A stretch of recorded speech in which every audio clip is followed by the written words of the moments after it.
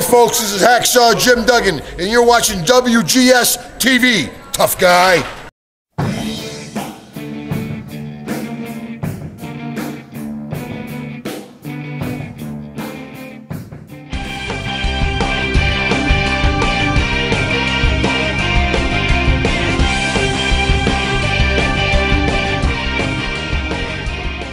Welcome to another installment of the WGS-TV anime reviews right here on youtube.com/WrestleGamer.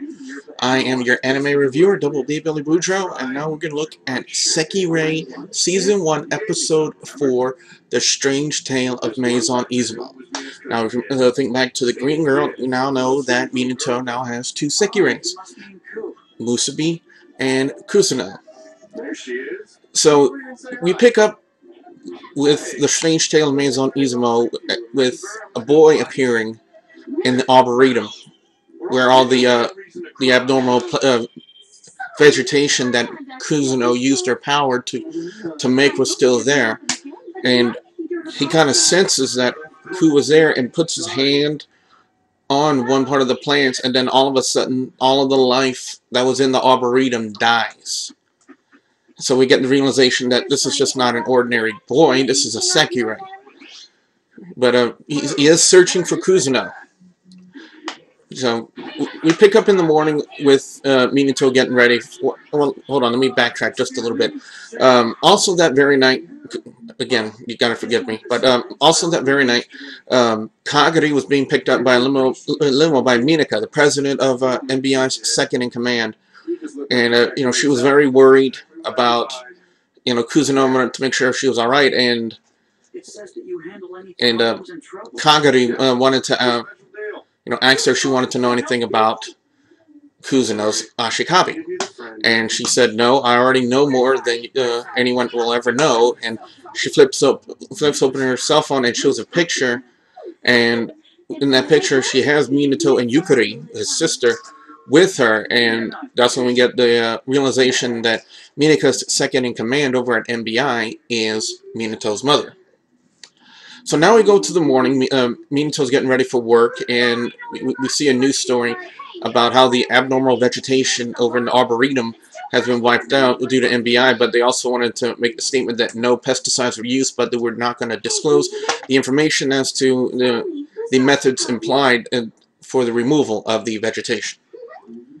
Basically, you know, if they went on TV and said, hey, a Sekirei with power just came in and wiped out all the vegetation, I think that would cause quite a stir.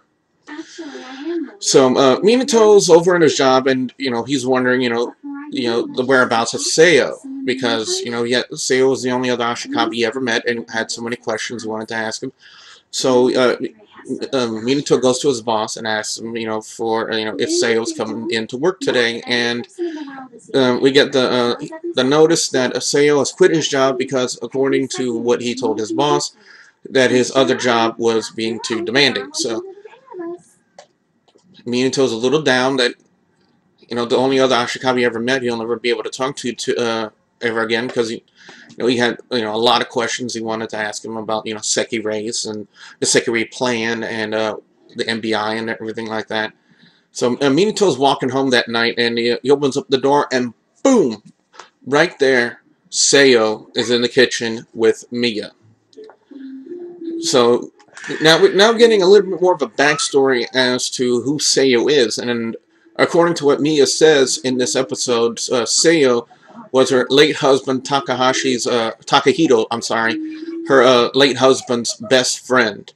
But apparently Seo is a little bit of a mooch, and you know, his Sekireis Hikari and Hibiki are not very happy about the fact that he's a bit of a mooch. But we also find out what's Seo's other, you know, occupation, as it were. Basically, he helps people for a price, you know, with anything, like a handyman or an odd job, or if you have something that was missing, you know, you'll find it for a price, and Minto's just a little taken away from that. So we kind of get why Seo kind of mooches the way he does from Mia any chance he gets. So we go on further in the night. Well, yeah, further in the night, and Kusino is going to use the restroom. She wakes up late in the night, and of course, you got to go to the bathroom. You got to go to the bathroom. So she's washing her hands, and then she sees. You guys remember back into the last episode, the woman with the glasses and the red hair appear behind her, and it kind of freaks her out because we're starting to really kind of see who this person really is. She's been watching Minato the whole episode. I mean, she's even watching her in the beginning of the episode. Because she's actually fascinated that the fact that Minato was able to induce Musabi and Kuzuno to emerge, and she's starting to have feelings, I guess, starting to develop for him. I'll get to what I mean in just a minute. So it's the very next morning, and they're discussing with Mia, Uzume, and Kagari about what transpired last night with Kuzuno and her supposed ghost. And of course, Mia makes a kind of creepy comment that Minato took Kuzuno into his room willingly, and that is kind of creepy since Kuzuno's a kid, and even Minato admitted that in the actual episode that it was kind of creepy for Mia to make that kind of a statement. So Kuzuno kind of describes the ghost as a woman with long hair and glasses, and Uzume it kind of pops into her head of who it really was, and Mia kind of stops her, kind of given the fact that this girl with the red hair and the glasses is hiding there, and Mia doesn't want that secret to be let out. So it's the very next morning, and Mia is going to visit the gravesite of her husband because apparently it's the day of her husband, the death of the anniversary of his death, and it's going to go visit the gravesite and give flowers. So Uzume is wondering who's going to cook their lunch, and Musabi and Kuzuno said they were both helping, they would both do it. And apparently Uzume is I don't know why at the time she has these costumes, but she said for Musabi and Kuzuno to do this, that they had to put on a costumes. And one of them was a wagtail, I guess a penguin or something. And the other one, it was a Musabi in a maid outfit. And again, I'm going to say it again, we got to get this term trending on Twitter. With her in that maid outfit, gangas. So they cook up dinner. It's like a mountain of curry. I've never had curry before in my life, but I heard it's supposed to be spicy and good. But yeah, they had a plate for Musabi, Kuzuno, Uzume, and they have a plate for Minato, and it's like a mountain of curry. And of course, the girl with the red hair and glasses again, still watching on Minato, and she's starting to develop more and more feelings for him. So we go further on, and Mia's leaving the train station, and then we also see Minato's sister Yukari leaving the train station, and she runs into Sheena. She runs into Sheena, and of course she's infatuated with Sheena because according to her, Sheena is a national treasure, a pretty boy. But then he's attacked by a whip-wielding Sekirei and that discarded number. Sekirei with the ice powers that Homura was facing in the last episode. And Yukari declares that she's going to protect Sheena no matter what because, of course, he's a national treasure to her. And, they're running away from whip-wielding Sekirei. Yeah, this is a very interesting series, guys, to say the least. I hope, with my reviews that you guys, are enticed to actually watch this. But we go later on into the episode, and Mia's called for Musabi to go to the market well, you know what, let me backtrack a little bit. Minato and Musabi are having a little conversation about, the other night in the Arboretum, and, we see that an NBI, after Musabi beats the scythe-wielding Sekirei in the last episode. And, we see an NBI helicopter coming, and Minato's freaking out because he thinks the NBI helicopter's coming after him, and Musubi explains that whenever a Sekirei loses and her Sekirei symbol disappears, that she's no longer allowed to stay with her Ashikabi. And it's a bit of a sad. It kind of saddens Minato to the point that if that ever happened to Musubi, that Musubi would be taken away and Minato would never see her again. But that right there, he's also reminded what Mineka said, that the Sekirei plan was a game, and that's all it was. And that's when Musubi kind of breaks down just a little bit and says that it may be just a game, but her feelings for Minato were very, very real.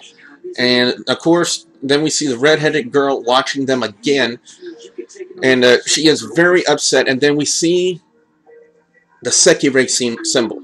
So now we realize just who she is, or what she is. She's a Sekirei, and she's being drawn to Minato. So it kind of says that possibly that Minato's her destined Ashikabi. So she plans to fight dirty because she kind of calls Musubi her enemy now. And while Mia had sent Musubi out to go get groceries for the evening, she's a bit of a hacker, and she programs the NBI satellites to start firing on her.